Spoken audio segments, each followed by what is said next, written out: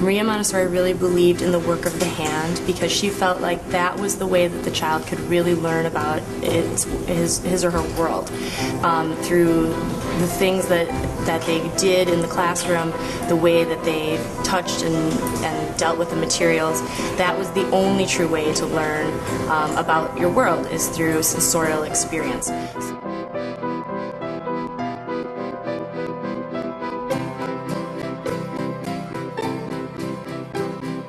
Taking up the material, working with the material in that way, that's really the best way to absorb the knowledge, because it allows you to make mistakes, it allows you to see, to self-correct at times, it allows you to see differences or comparisons between things.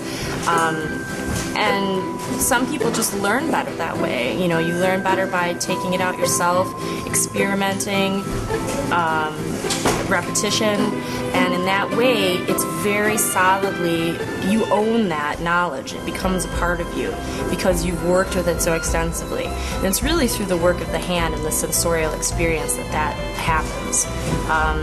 The abstraction that happens later is, of course, a necessary thing.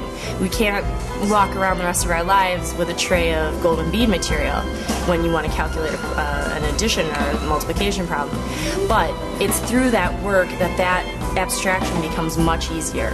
When you go to show a child then how to multiply abstractly, if they've had lots of practice sensorially, then it's a much easier transition than if you had never introduced sensorial materials.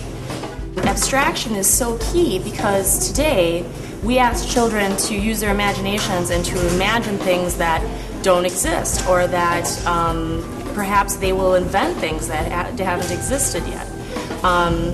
If you think about innovations in computers and in technology, innovations in basically anything that we have around us, those things came to be because somebody was able to think about it and abstract what they knew sensorially, what they knew concretely, and add and build off of that, scaffold off of that knowledge.